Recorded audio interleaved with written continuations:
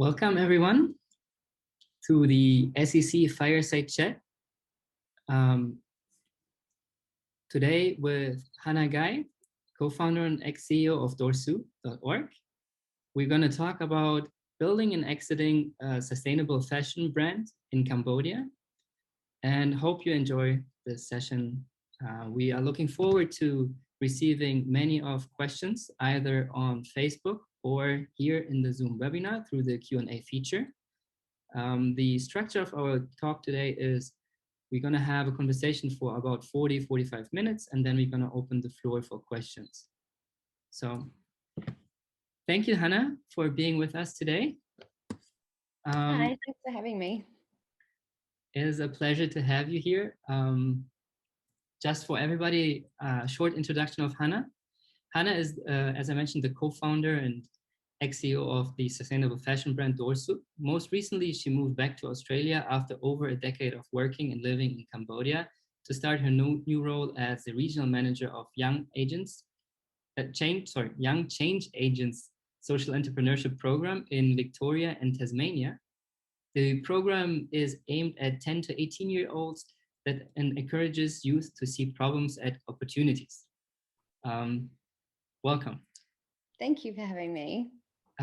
My name is Raphael Strauss. I am with the Sasin SEC, currently in the role as a content strategy manager, and I'm happy to host you today. Why don't you give us a little bit of an introduction to yourself? You have an extensive background in purposeful positions and jobs, all with like sustainability and people in mind. And I would like to know a little bit, how did you start this journey? How did you get to Cambodia? Why don't you walk us through it?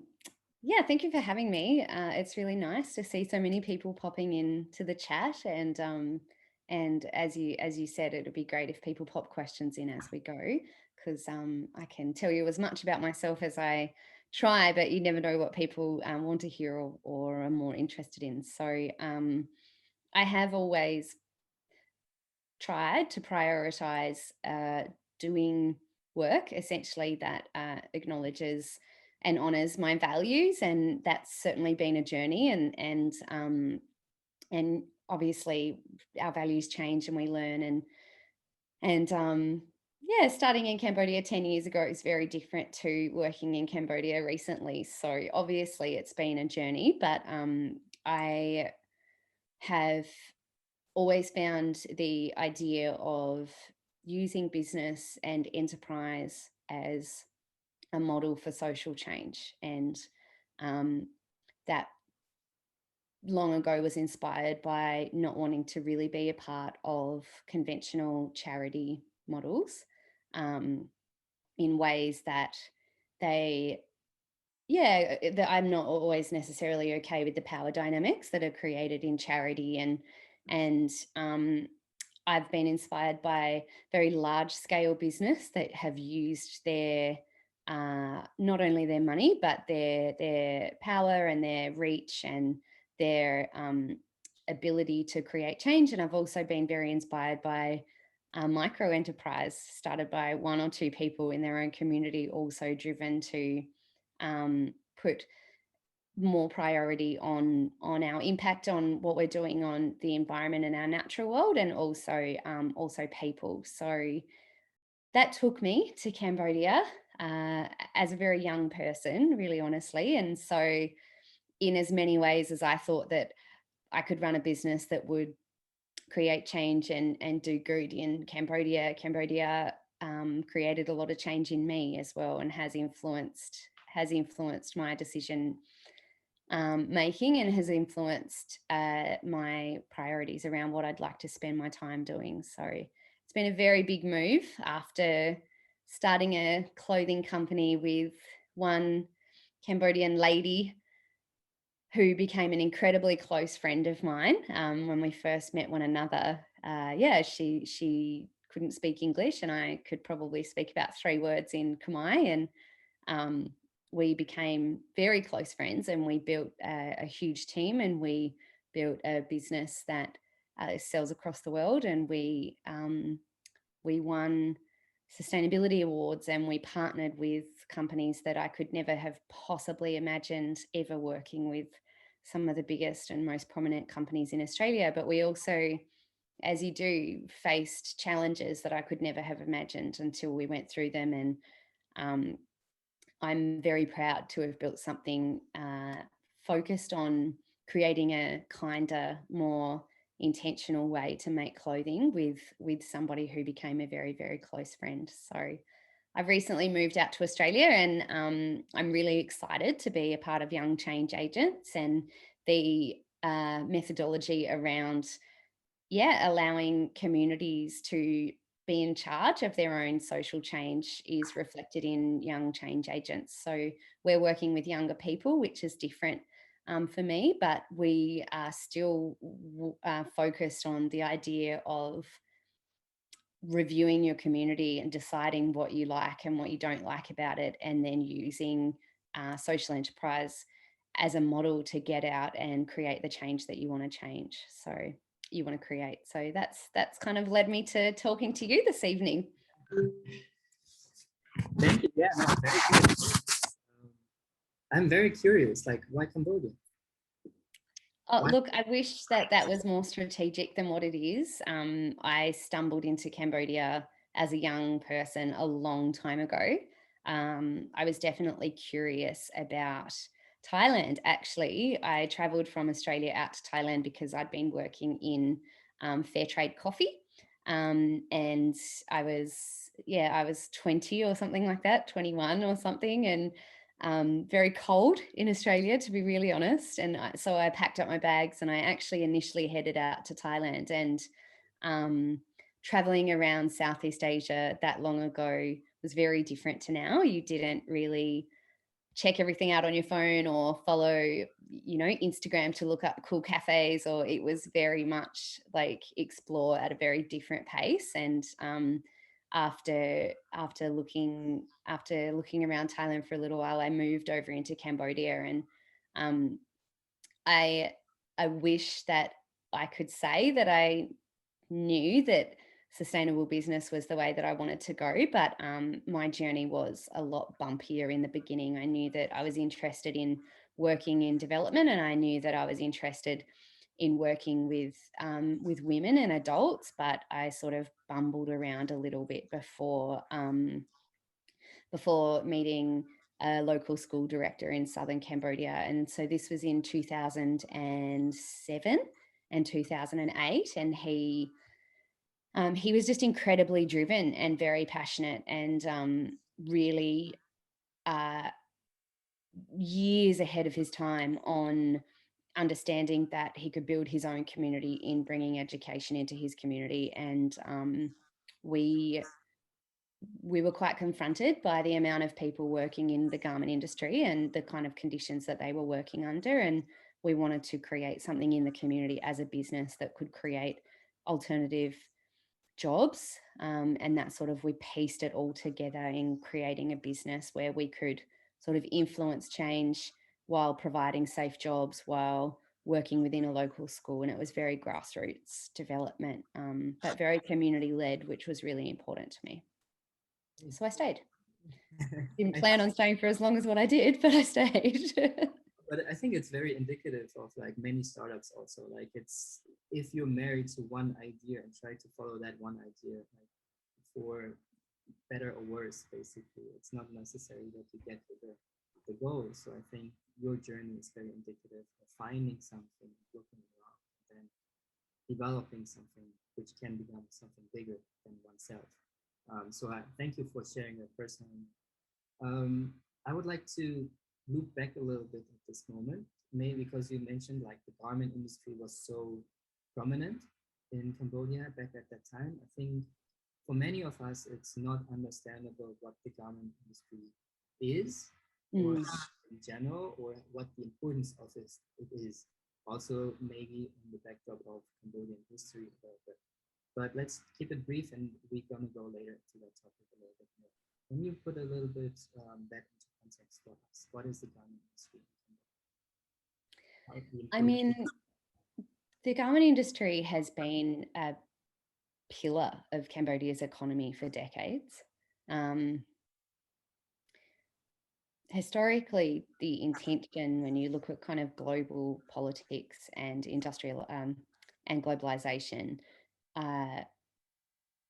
the idea was to provide a industry pathway for Cambodia to recover from the genocide and to develop an industrial sector. And what that became and what that still is now is, in my opinion, an opportunity for international buyers, and I don't just mean Western buyers. We all know, you know, the hot topics of fast fashion. We end up saying companies like Gap or H&M. I don't just mean that. I mean large scale companies across the world wanting mass produced products very, very cheap. And it didn't turn into an industry that could build out Cambodia at all. It employs a very large portion of the population, and they're often some of the poorest people in Cambodia. So it has become a system with long hours and low pay, and people get very stuck in that circular trap. So it's an enormous industry in Cambodia, producing all sorts of clothing, footwear, bags.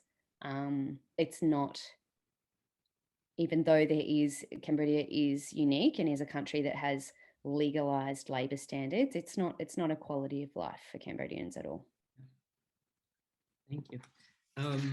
You mentioned also like the past history of Cambodia with the genocide, and that through that also, I think when you read about Cambodia, a lot of times you also hear the counter story of like the thriving young generation in terms of like being creative, being entrepreneurial.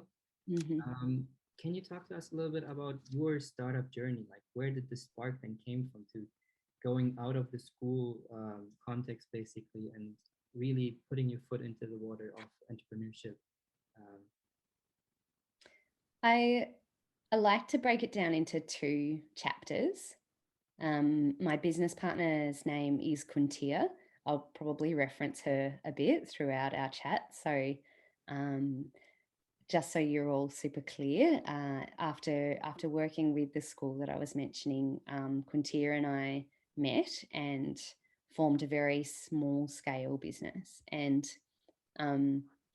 we were operating in a town that had quite a thriving tourism industry. It was very logical, very practical. So we thought, okay, local industry doesn't have products that we know that we can make. We're interested in making t-shirts and bags and souvenirs. We'd like to raise money for our local school. Let's put all of this together as a business. You know, I think we were quite young and we didn't have a lot of access to information on the internet. For example, we were operating in a town where the power would go out really regularly, and I still had to cycle to an internet cafe to go online. So it's not like I Googled entrepreneurial journey and started being like, okay, let's prototype and let's like build our fastest MVP and let's assess that within our community. But when I look back on it, we walked the talk without knowing what we were doing, really. So we were very profit centric, because you can't keep running something if you're putting money into it and you're not managing to keep money in it to buy extra materials. So it was very micro, I think, is my point. So we quite quickly established our own shop. We produced our own products in our shop. That automatically gave us a touch point for consistent customer feedback around our method and around our story and around our product and around. So as far as those kind of facets of entrepreneurialism, in getting your hands dirty, trying something, changing it, that's sort of, for me, how I consider our first chapter. We were a few years in when we had a strong little team. We had a nice premises. We had a few products, and I decided to leave Cambodia momentarily and do some other work in different locations around the world. And the business continued on. Quintia and I worked from a distance.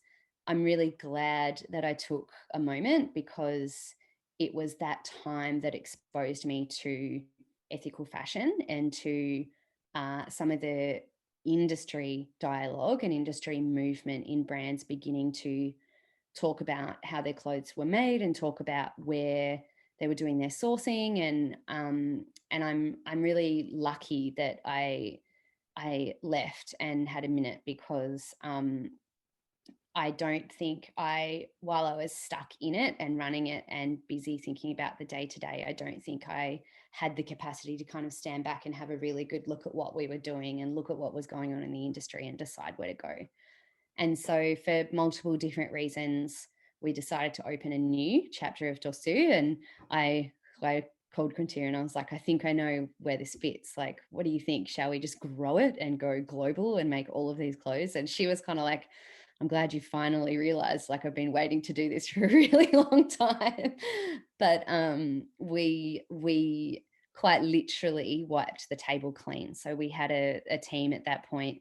We stood in a cutting room, we wiped everything off the table, and we were like, okay, what does this business look like? And I think a lot of people would use a model like the business model canvas, or they'll use some sort of, and again, we did it very organically, but we were like, okay, customer, product, fabric, supply chain, where are we going to sell? How are we going to sell? Why are we going to sell?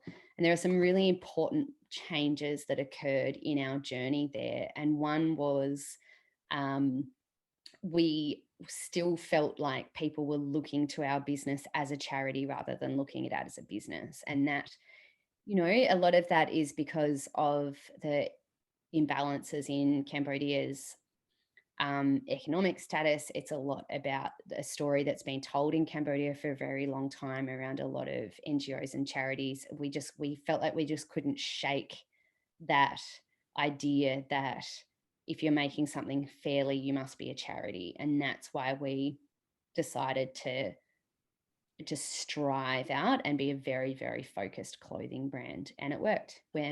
So that second chapter of that, sort of 5 or 6 years ago now, and that's where scale came in. So we Before we developed go into wholesale. sorry, just want to jump in here. Before we go into the further growth, I have a couple of questions to be starting. Sure. This. Yeah.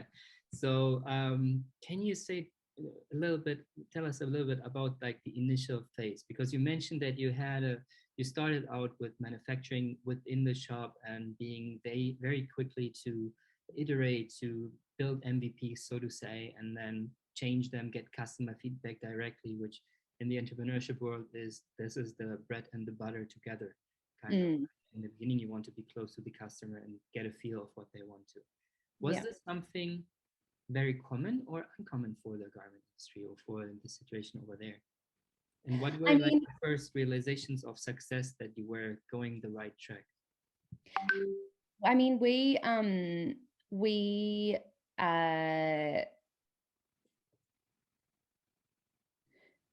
I don't know that we could at that point put ourselves in the garment industry, because the garment industry is so huge. And the scale of the businesses we weren't even scratching the surface on that. At that point, we had like 4 or 5 staff, and brands are often buying from suppliers who have 3,000 factory workers on the floor. So we were, I suppose, more in the category of small independent clothing labels. At the time, no, I don't think there was a lot of transparency, not in comparison to now. And even now, the portion of brands that are really, really open about the way they are buying their clothes is very, very minimal.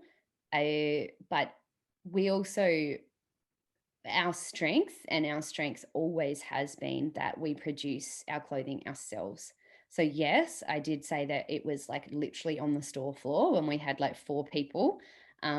That changed once we renovated quite a significant sized industrial space, but you could still visit and know that we were producing our clothes ourselves. So as far as a brand in Melbourne or Singapore or New York, the independent labels were perhaps telling a more honest story about what it's like to run a clothing brand, but there were still very few explaining what their supply chain looked like and what kind of conditions their staff were working under.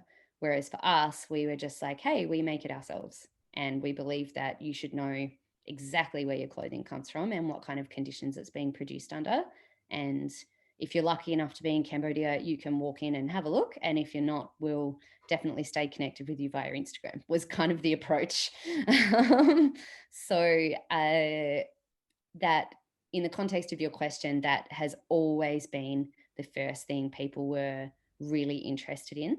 And I was excited about that because, as I said before, we were trying to get people to stop guilt buying and bringing pity into their purchases. We wanted them to understand that making clothes is a skill and it's really hard, and making good quality clothing that lasts is it has to be a very intentional decision by a brand, and that often means putting more money and time into your products. So we changed a lot of design ideas. We changed our marketing quite a few times, but as far as knowing our North Star, knowing that thing that you stick with even on the hardest days, it was always about making sure that people understood and valued what it takes to make clothing, and saw the people making clothing as equals. We've always said we're real people making clothing for real people. So that is great, because many times the sustainability tag or something from thriving businesses doesn't have to be the catchword, right? So saying that we make business, people make clothing for people. I think it goes to the foregone thought that clothing is made only by machines, and many people 100%. don't know how many steps, manual steps, there are in the clothing manufacturing process, right? I think that picks up something very important. Can you talk a little bit about scale? Because how big was Dorsu at its biggest stage in terms of people employed, for example, and where did you come? Like, how was the growth to this point? It's probably more in production than people is our scale. Like we did have a very large team pre-COVID, and as most people on this call will know, brick and mortar retail premises across the world was one of the first things to go when lockdown started, and when tourists, the Cambodian tourism industry died overnight. So that was really, really hard. We did have to cut back our retail team. But I think in the clearest way to answer your question was we were making 5, 10, 15 t-shirts every couple of days. And then all of a sudden we were making 200. And then all of a sudden we were making 600. And then all of a sudden we were making 1,200, 1,700, to the point where we're making thousands of items on a monthly basis. So that happened in waves. We took sometimes intentional and sometimes just opportunities that landed in our lap where we had to be like, are we going to do this? Yes, go. But it was really our production capacity that scaled super quickly. And that was most often due to demand and picking up a relationship with a really cool client and them saying, how do you feel about us doubling our 300 t-shirt order to 600? And Katia and I being like, okay. And then closing the laptop and being like, oh my God, how are we going to do this? So yeah. And then, with COVID, we produced an order for a client of 30,000 masks. So we scaled, and for a one premises, Kuntia she still is the head of production for one manager to go from producing orders in the 1 and 200 to producing 30,000 pieces. It's a big jump. Yeah. I was aiming a little bit for the for a number because I recently rewatched the movie Conscience of Clothing. Also were featured and in the movie you mentioned that you had about 30 employees at that time, if I'm not mistaken. Yeah. It's amazing because it's if we think about garment factories, there are thousands and thousands and thousands of people employed, right? So making an impact of a rather smaller amount of staff, but like you say, in terms of numbers, being able to impact a bigger scale or having collaborations or clients on a bigger scale, that's quite considerable. So Yeah. yeah, I'm interested in a little bit in the how the business model of Dorsu changed or grew, because I think this could be very indicative of the brand development, right? I mean, it's really, when you think about like how to explain it, it's actually really difficult because it's very easy to imagine a very localized business. So you walk into a store, you see a team, you might hear the rest of the team upstairs in a workshop, or it might make sense that we've got a production facility in one space and a retail store in the other. That makes sense. But we grew to having so many different sales channels where we were we had two different product lines, very, very different product lines. So we produced our own clothing label, which our retail buyers and people who select a piece by Dorsu would be most familiar with, and that was for sale through our own retail stores. We sold wholesale out to stockists across the world, so they might be selling in boutiques, they might be selling online, they might be selling in all sorts of places.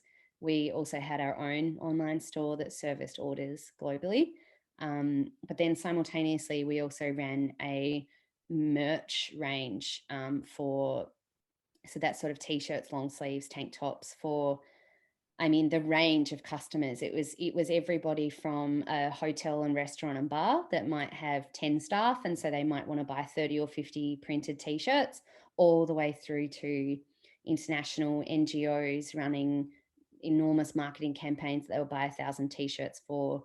We work with quite prominent Australian tech companies because they, in general, tech is moving faster than a lot of other people who have quite lengthy procurement processes, and tech's like, right, we want to make sustainable supply chains, let's do it now. So we had tech companies, schools, we worked with all sorts of people, and I think that was one of the things that excites me the most. Is as an individual, yes, we can go on a sustainability journey and we can understand that our clothing, our home cleaning products, our body and beauty products, the toys we buy for our kids, not even buying any products at all and buying experiences. We can go in the whole spectrum of sustainability as an individual, but I think it's when people realize that bringing sustainable clothing into your sports club or bringing sustainable clothing into your school, these are businesses that procure thousands and thousands of garments a year, and that can either be done in a conventional way, which can be quite destructive to both the environment and society, or that can be really intentional and contribute to making lives better for 30-something garment workers, which is exactly what we were about. So our model went from really knowing everything that was going on within any 5 minutes through to running different campaigns across the world, collaborating with partners in different time zones at all times, selling 2 different product ranges across about 5 different sales channels. Like, it was a lot. I believe you.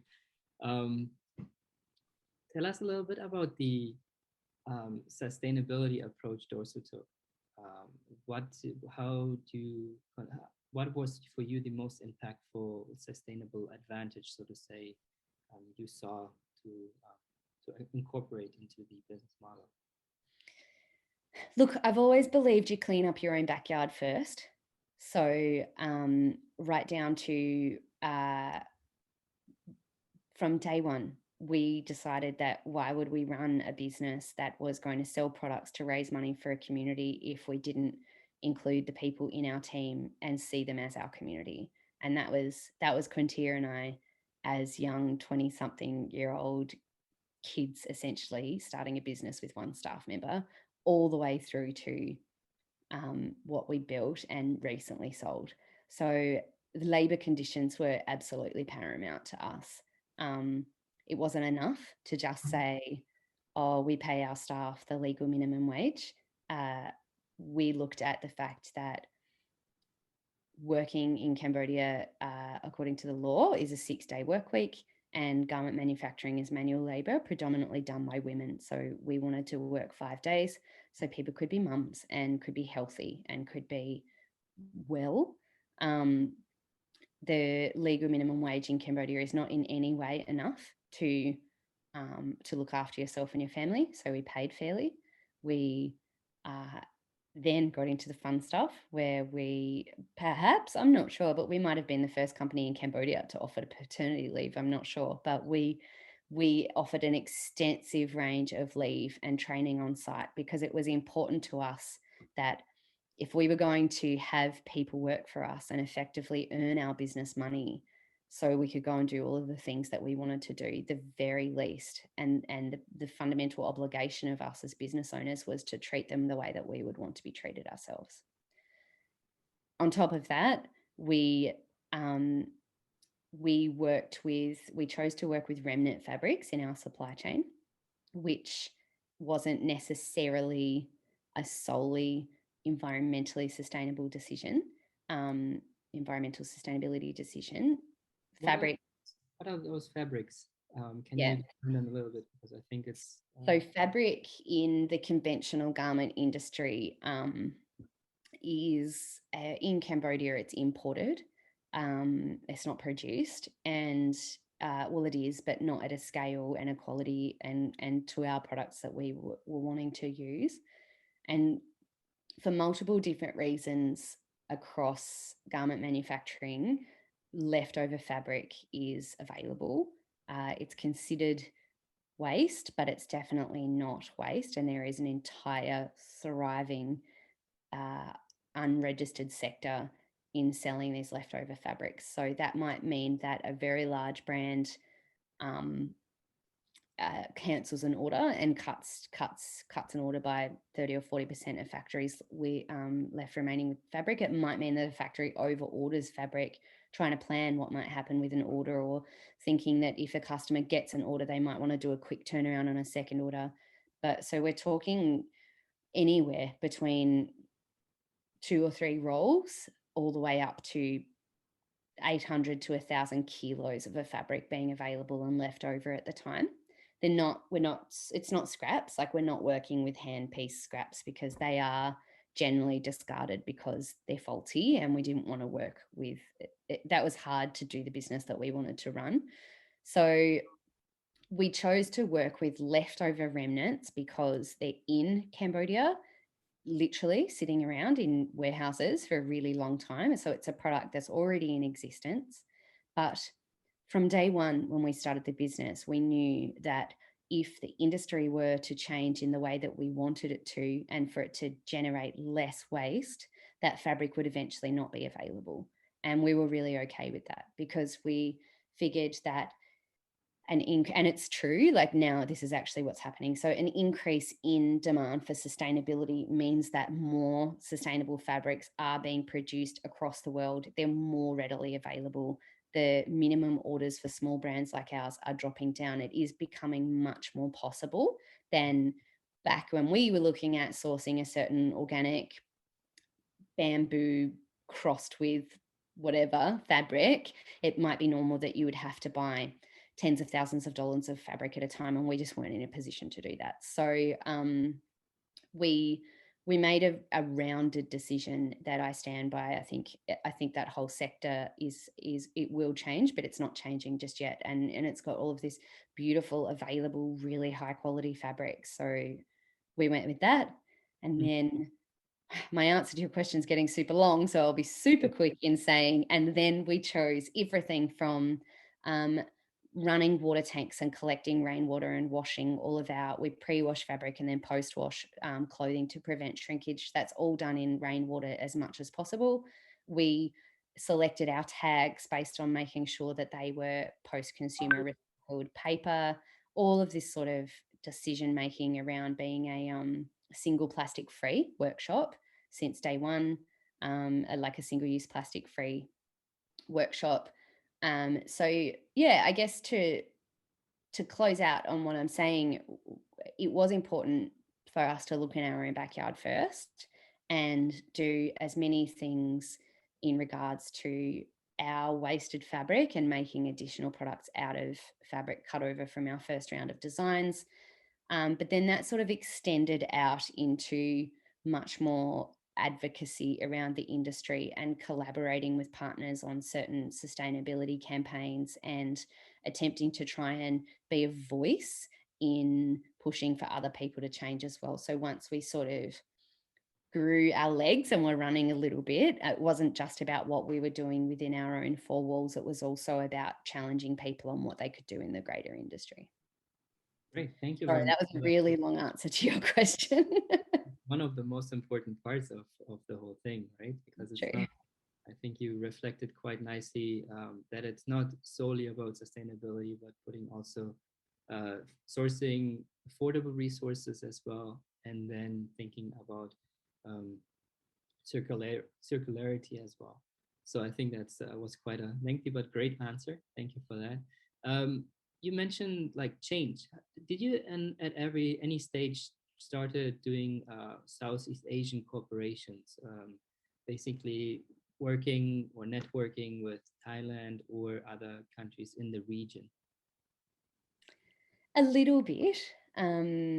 We had clients from across Southeast Asia, and definitely a lot of interest in Singapore predominantly, Thailand a little bit, and then it was more from an advocacy perspective. My business partner Quintia won an award about being a female entrepreneur, and the category that she won was social enterprise, and that was an awards category. That was an awards that was held across Southeast Asia. So some of the collaborative work we did with businesses and campaigns and that sort of award attending.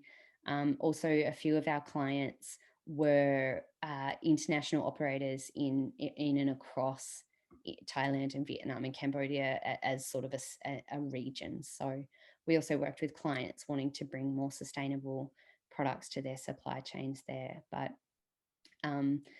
if I'm completely honest, we ended out 2019 having had a few years of quite big growth and started 2020 with plans to scale and grow our international community. And then as with I'm sure everybody gets to this point where they say, and then we started 2020 with insert plan, and that obviously became really difficult. Yeah, we didn't get to focus on the growth that we wanted to achieve, but pending what happens in the region, I think it's definitely in Dorsu's future. Can you give some advice on how to cooperate, for example, with a company like Dorsu or other similar manufacturing brands, so to say, sustainable manufacturing brands? Source from them as a start. I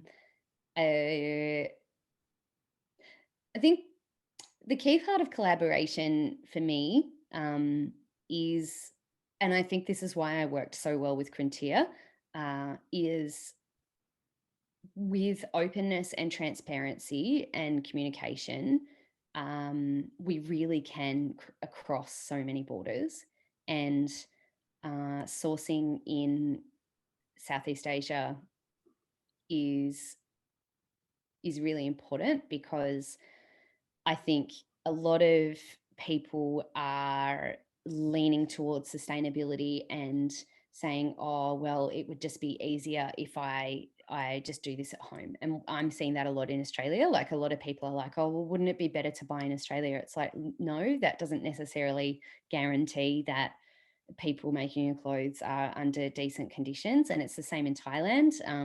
There are options and there are other business models similar to Dorsu in Thailand. And there are also plenty of factories or small scale manufacturers that aren't in any way being mindful about their operations. So I think collaborating with a business such as Dorsu obviously involves doing your research first and checking out whether they are willing to talk to you about what they're doing, or whether it's just something that they've written on their website because it's a bit pretty and they might have it in like a bit of a strategy.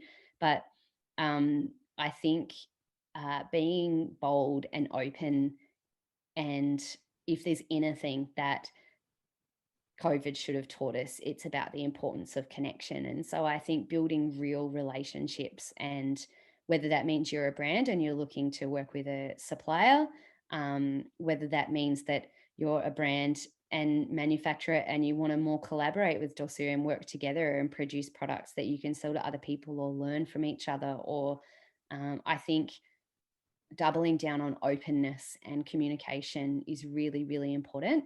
And then that is what takes our work out to it not just being a single unit only about ourselves. And I've always prioritized that. A lot of the fashion industry is very competitive and very much like, no, this is my knowledge or this is my IP, and people hold themselves very, very close. But I don't really believe that that aligns with calling yourself an ethical or sustainable brand if you're not interested in working as a greater whole, because unfortunately, the more conventional industry is still much, much bigger.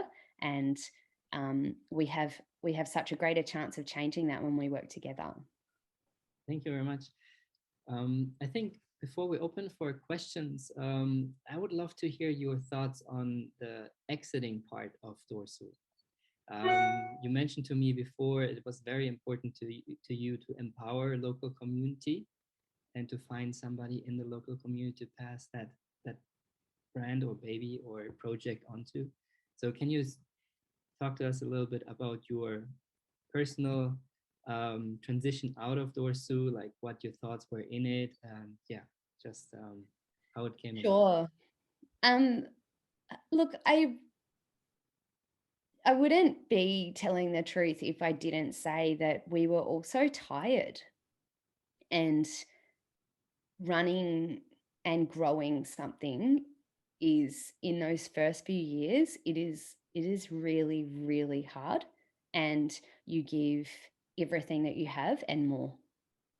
And so Quintia and I had always been open to our own strengths and also to our areas that we felt needed work on, or we needed to, get out of the way and hire a really great staff member that could do that job really well, or collaborate with someone to do it better than us. We were always quite open about what we could and couldn't do. We decided that Dorsu itself as an entity and as a being, in a way, had a beautiful life of its own. And I think that's, when I look back and reflect on that, that's a credit to what we built. The product stands up, the business stands up, the clients, they weren't buying from me or Quintia, they were buying from Dorsu because of what Dorsu was and because of what Dorsu does. And from a personal perspective, COVID made me feel even further and further from home. Quintia is a mother, and there's nothing like a pandemic to make you realize that your work and mothering balance is just too far in one direction. And so we began talking about what it would look like for somebody else to lead Dorsu into its next chapter. And we had a confidence in that chapter because the business was in a healthy position, and we were after obviously initially really struggling with the shock of COVID, we were doing quite well through the pandemic. And we knew that the industry and interest in sustainable business, and especially fashion, is growing. And so we really knew the business was positioned for someone with energy and with drive and with passion to take it and allow it to continue to fly. So we sold it late last year to a really values driven Cambodian person, and that was our priority. There is no way that we would have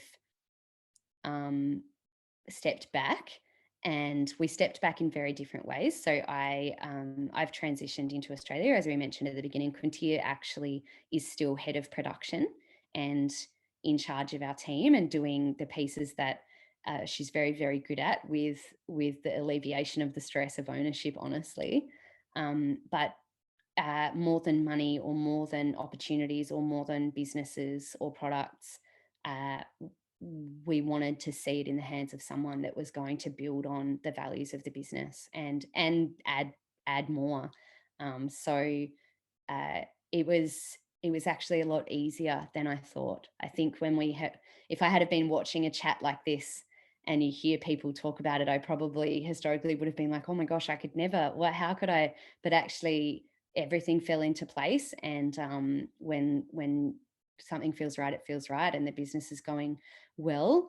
I mean, Cambodia is having a really hard time with COVID at the moment. So obviously they're facing challenges. But as far as the team and the well-being of the team and their relationship with clients, everything's going really well. So I'm really proud. It's obviously a huge change for both of us, but I am excited to be more connected to my home and to work on something here, whilst also obviously staying as a part of Dorsu's network and championing community, because I think the work that we have done historically is super important, and I think that the work that Dorsu will do in the future will inspire all of us. Thank you very much. Thank you so much, Hanna, for sharing that experience with us so far. Yeah, I would like to invite everybody now to submit some questions. We already have 3 in line, but we are happy to answer more. Yeah, the first one is from Metawi Wien. She writes, hello, Hanna. Do you think big corporations in the fashion or garment industry are doing enough to reduce their impact to the environment and address social issues? Is there an example of a company that you think is making those changes?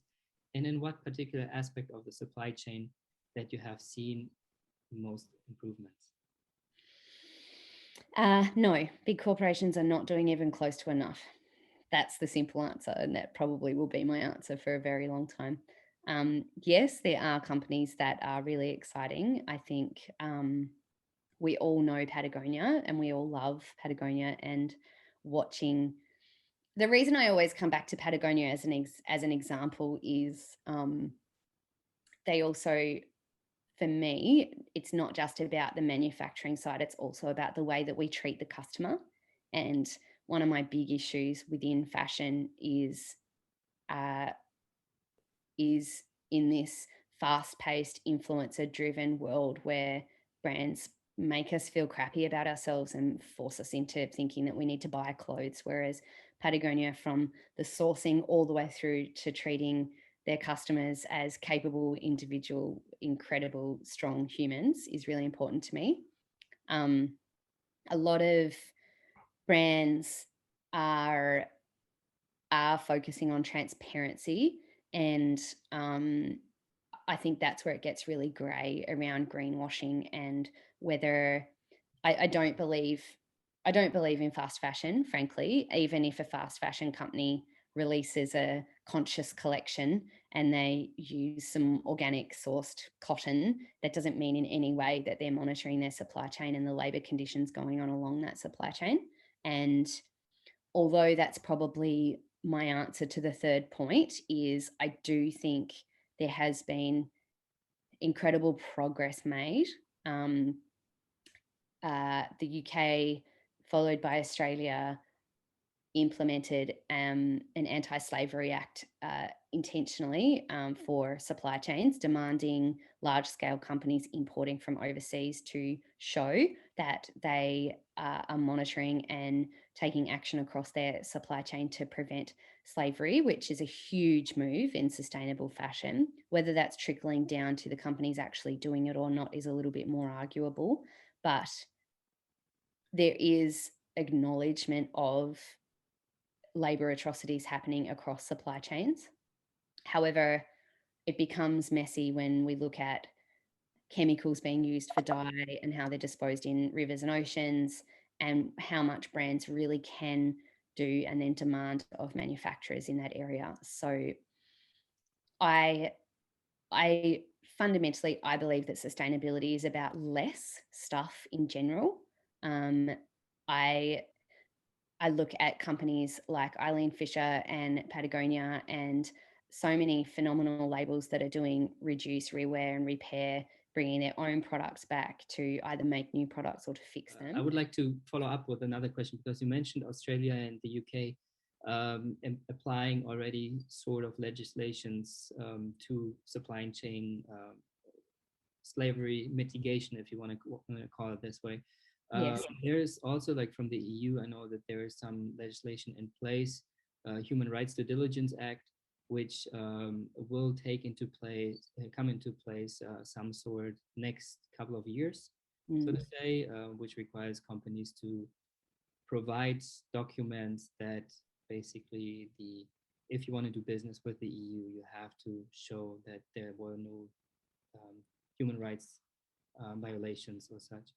In the aforementioned documentary, I think also one of the acts threatened by the EU and ultimately done by the EU was to take Cambodia off the everything but arms exemption list.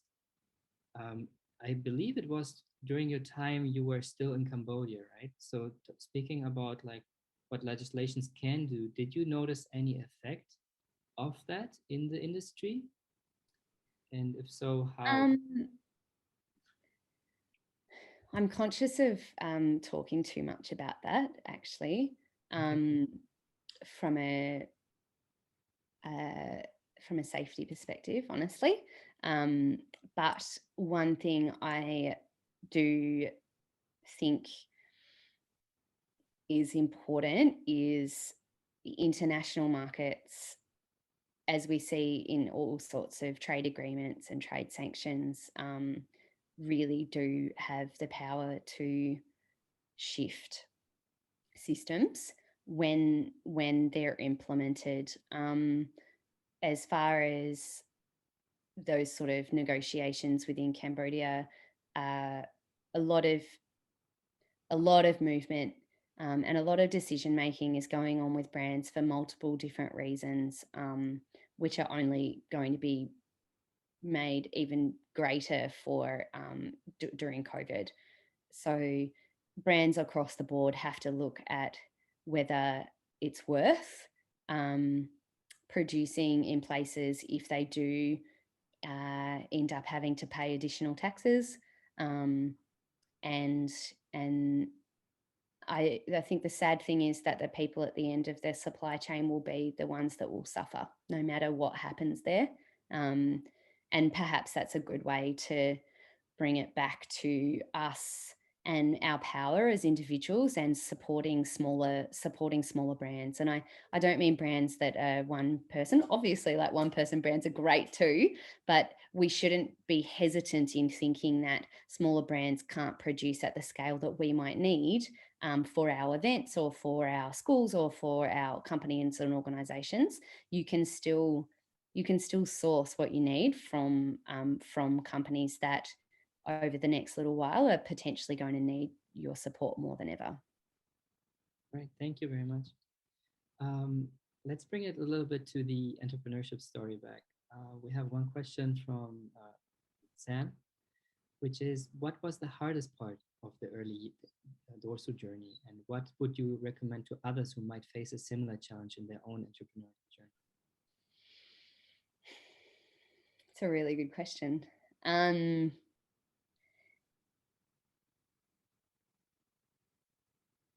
really, you don't know what you don't know. And so I think if you have been bold enough to dive in, and we all dive into so many things, and it's because it's exciting and it's the beginning, and we're like, sure, I'll give that a go. But you come to a point where the workload is enormous, and I used to say that I felt like I was an octopus playing the drums.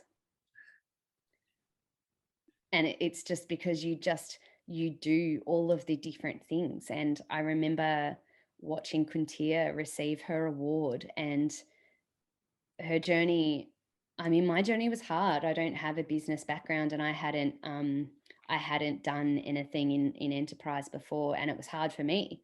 But Quintia's journey was that much harder. And I remember watching her receive an award, and it was almost comical, because she said, I used to do the bookkeeping and the fabric sourcing and the machine repairing and managing the staff and the designing and the marketing. And you realize that as an entrepreneur in the beginning, you literally do everything. And you do come to a moment where you realize that you can't do everything, and you're not very good at doing everything. And I think the hardest moment for me was realizing that something years and years and years ago, realizing that we had all of this amazing momentum on the front end, but it's still you that has to get it done at the end of the day, and you go home and you're exhausted. And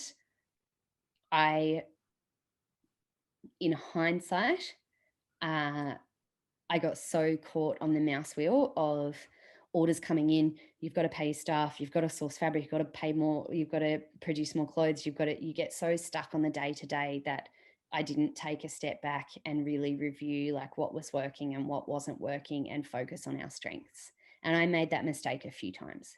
And I think carving in honest time to look at what you're doing, look at what's working, what isn't working, and be really, really intentional and honest about putting your energy into the exact right places and most effective places is my advice. Because I think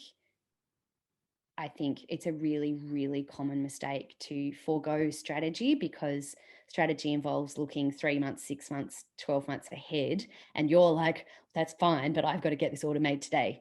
So yeah, that's my advice. Put time in to think about it. Great. Thank you so much. Very valuable advice to step back and reflect also on where to go to have a better and more clear path in front of you. Thank you so much. We have one more answer, which is a little bit on the funny side, I must say, from Alex. You mentioned that you wanted to clean the concept of cleaning your own backyard first. So now that you're in Australia, what is the backyard? What do you have in your side? I mean, I love my new job. I'm really excited to move on to what I'm moving on to, and I wish I could clean all of Australia.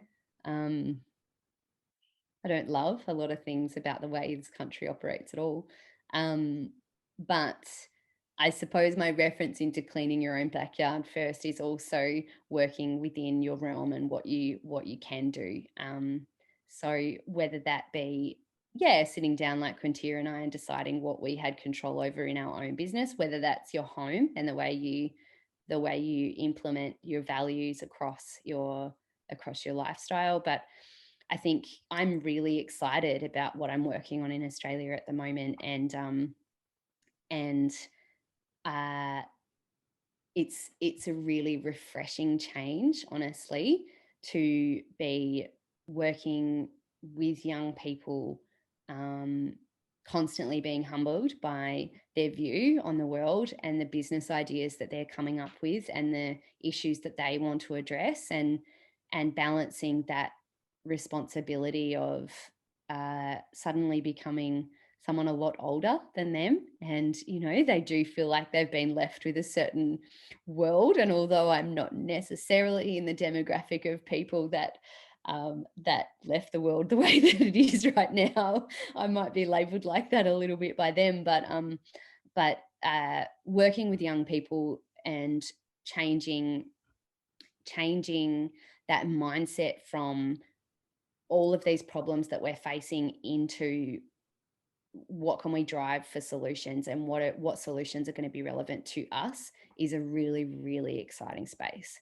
So I do think that there's still a lot of